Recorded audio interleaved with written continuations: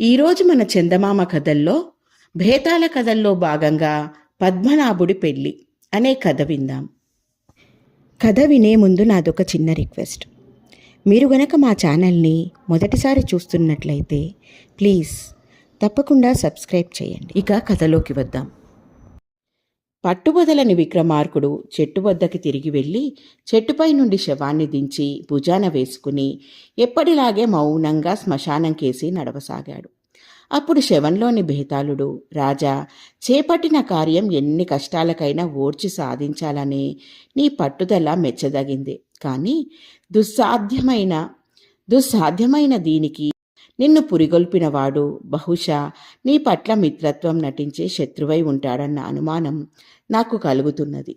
కేవలం ధైర్య సాహసాలు తెలివితేటలు గలవాళ్ళు సాధించలేని కొన్ని కార్యాలు అమాయకులు సద్బుద్ధి గలవాళ్ళు సునాయాసంగా సాధించగలరు. ఇందుకు ఉదాహరణగా నీకు పద్మనాభుడనే వాడి కథ చెబుతాను. శ్రమ తెలియకుండా విను అంటూ ఇలా చెప్పసాగాడు. కుముదవతి నగరంలో పద్మనాభుడనే యువకుడు ఉండేవాడు. వాడు మంచి అందగాడు, కానీ ఒట్టి అమాయకుడు. వాడికి నాన్న వాళ్ళెవ్వరూ లేరు. ఒకనాడు వాడు నగర వీధుల గుండా పోతూ ఉండగా రత్నభత్తుడి కుమార్తె సులక్షణ పల్లకీలో పోతూ కనిపించింది. ఆమె అద్భుత సౌందర్యానికి పద్మనాభుడి కళ్ళు చెదిరిపోయాయి. ఆ క్షణంలోనే వాడు సులక్షణను తప్పక పెళ్లాడి తీరాలని నిశ్చయించుకున్నాడు. రత్నభద్రుడు కుముదవతి నగరంలోని ప్రముఖ వర్తకుల్లో ఒకడు, కోట్లకు పడగెత్తినవాడు. అలాంటి ధనికుడి కుమార్తెను పెళ్లాడడం పద్మనాభుడి లాంటి పేదవాడికి ఏ విధంగానూ సాధ్యపడే పని కాదు. కానీ అతడు అమాయకత్వం కొద్దీ ఇదేమీ ఆలోచించలేకపోయాడు. ఆ సాయంత్రమే వాడు తన మిత్రుడు రవివర్మతో సులక్షణను గురించి చెప్పాడు. రవివర్మకు పద్మనాభుడి మీద ద్వేషభావం ఉన్నది. దానికి కారణం అందరూ అతన్ని అందగాడని మెచ్చుకోవడమే. రవివర్మ తన ద్వేషాన్ని ఏనాడూ బయటికి పొక్కనీయలేదు. సమయం చూసి పద్మనాభుణ్ణి నవ్వుల పాలు చేయాలని అతడి ఎత్తుగడ. పద్మనాభుడు సులక్షణ అందాన్ని వర్ణించి తానామెను పెళ్లాడదలచినట్లు చెప్పగానే రవివర్మ, అదెంత పని పద్మనాభ, నీలాంటి అందగాడు అల్లుడు కాబోతున్నాడని తెలిస్తే రత్నభద్రుడు ఎగిరి గంతేస్తాడు, వెళ్ళి అడుగు అని సలహా ఇచ్చాడు. అమాయకుడైన పద్మనాభుడు నిజంగానే రత్నభద్రుడి దగ్గరికి పోయి, మీకు అభ్యంతరం లేకపోతే సులక్షణను వివాహం ఆడదలిచాను అన్నాడు. రత్నభద్రుడు చాలా పెద్ద మనిషి, నెమ్మదస్తుడు. ఆయన పద్మనాభుడు అమాయకుడని గ్రహించి, నీకు నా కుమార్తెనిచ్చి తప్పక వివాహం చేస్తాను, కానీ అందుకు నాకు నువ్వొక మణుగు బంగారం ఇవ్వవలసి ఉంటుంది అన్నాడు. పద్మనాభుడు అంత బంగారం తేలేడని రత్నభద్రుడికి బాగా తెలుసు. అయితే పద్మనాభుడు అంతటితో ఊరుకోక సంగతి చెప్పి రవివర్మ సలహా అడిగాడు. దానిదేముంది, వెళ్ళి వడ్డీ వ్యాపారి సోమనాథుణ్ణి అప్పు అడుగు, నీ వంటి అందగాడికి అతడు తప్పక అప్పిస్తాడు అన్నాడు రవివర్మ. పద్మనాభుడు సోమనాథుణ్ణి చూడబోయి, ఒక మణుగు బంగారం అప్పుగా ఇవ్వండి అని అడిగాడు.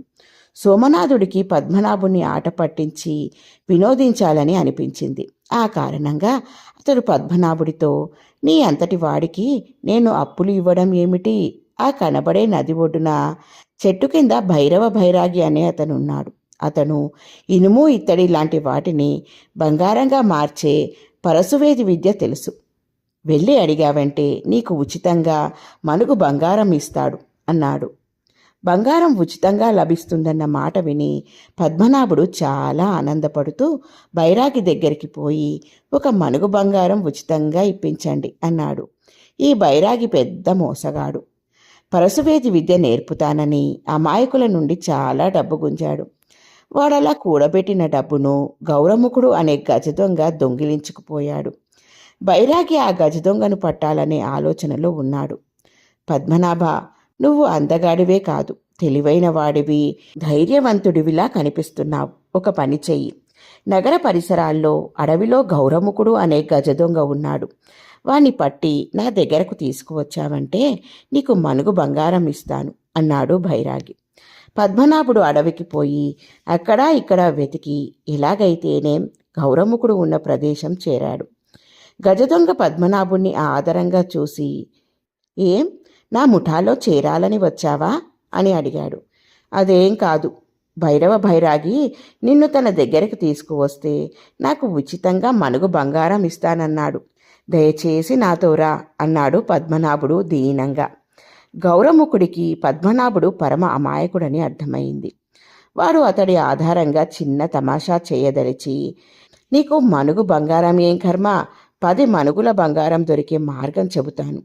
ఆ కనబడే కొండ గుహల్లో ఒకచోట నల్ల భూతం ఒకటున్నది. పోయి దాన్ని అడిగావంటే కోరినంత బంగారం ఇస్తుంది అన్నాడు.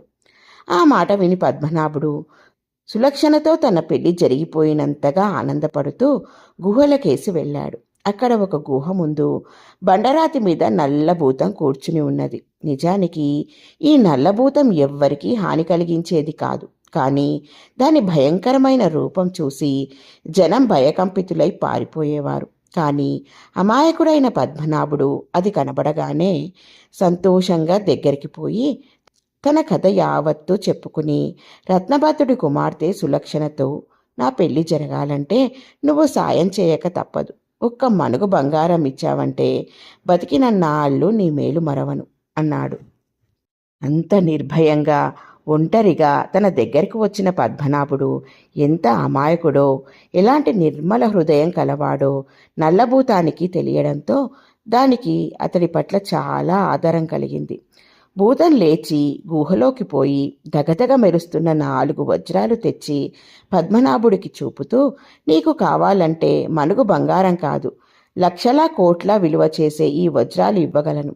కానీ నువ్వు చెప్పినదంతా విన్న తరువాత నీకు వీటి అవసరం ఉండదని నా నమ్మకం. నగరానికి తిరిగి వెళ్ళి రత్నభద్రుడికి జరిగిందంతా చెప్పు. అప్పటికీ అతడు ధనం కావాలంటే వచ్చి ఈ వజ్రాలు తీసుకుపో అన్నది. పద్మనాభుడు నల్లభూతానికి తన కృతజ్ఞత చెప్పుకుని నగరానికి వచ్చి జరిగినదంతా రత్నభద్రుడికి చెప్పాడు. రత్నభద్రుడు ఆప్యాయంగా పద్మనాభుడి భుజం మీద చేయి వేసి, నువ్వు నా అల్లుడు కాదగిన వాడివి, సులక్షణతో నీకు వివాహం జరుపుతాను అన్నాడు. భేతాళుడు ఈ కథ చెప్పి, రాజా, రత్నభద్రుడు లాంటి లోకజ్ఞత, వ్యవహార జ్ఞానం ఉన్న ప్రముఖ వర్తకుడు పరమ అమాయకుడైన పద్మనాభుడికి తన కుమార్తెనివ్వడం విడ్డూరంగా లేదా? అతడు నల్లభూతం తనకేమైనా హాని కలిగిస్తుందని ఇందుకు ఒప్పుకున్నాడా? పద్మనాభుడు మనుగు బంగారం కాదు, కోట్ల విలువ చేసే వజ్రాలు తెచ్చి ఇవ్వగలడు కదా. ఆ అవకాశాన్ని అతడు ఎందుకు జారవిడుచుకున్నాడు? ఈ సందేహానికి సమాధానం తెలిసి కూడా చెప్పకపోయావో నీ తల పగులుతుంది అన్నాడు. దానికి విక్రమార్కుడు, నల్లభూతం తనకు హాని కలిగిస్తుందన్న భయం రత్నభద్రుడికి ఏమాత్రం లేదు. కోట్లకు పడగలెత్తిన అతడికి నల్లభూతం ఇచ్చే ధనం ఒక లెక్కలోనిది కాదు. పద్మనాభుడు చెప్పింది విన్న తరువాత రత్నభద్రుడు భూతం హాని కాక తనకు ఎంతో మేలు చేయ చూస్తున్నదని గ్రహించాడు.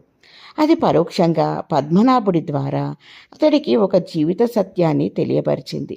అదేమిటంటే, మనిషికున్న ధనం కంటే అతడిలో ఉన్న మంచి బుద్ధి, తలపెట్టిన కార్యం సాధించి తీరాలనే పట్టుదల, నిజాయితీ ఎక్కువ విలువ కలవి. అలాంటి వాళ్ళు జీవితంలో ఏనాటికైనా తప్పక ఉన్నత స్థానానికి చేరగలరు. దుష్టబుద్ధి అయిన పద్మనాభుడి స్నేహితుడు బైరాగి, గజదొంగ ఏదో ఒకనాడు తమ దుష్కార్యాలకు శిక్ష అనుభవిస్తారు. ఈ సత్యం తెలుసుకున్న రత్నభద్రుడికి తన కాబోయే అల్లుడి అమాయకత్వం లోపంగా కనిపించలేదు. పోతే పద్మనాభుడు ఒకసారి తన అల్లుడయ్యాక వర్తక వ్యాపారాల్లో అతన్ని ప్రవేశపెట్టి తన శిక్షణలో అతడికి తేలికగా లోకజ్ఞానం కలిగించవచ్చునన్న నమ్మకం రత్నభద్రుడికి కలిగింది. బుద్ధిమంతుడైన వాడు లోకజ్ఞాని కావడం ఏమంత కష్టం కాదు.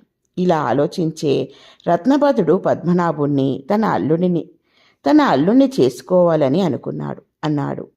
రాజుకు ఈ విధంగా మౌనభంగం కలగగానే బేతాళుడు శవంతో సహా మాయమై తిరిగి చెట్టెక్కాడు. ఇలా ఉంది ఫ్రెండ్స్ ఈ కథ.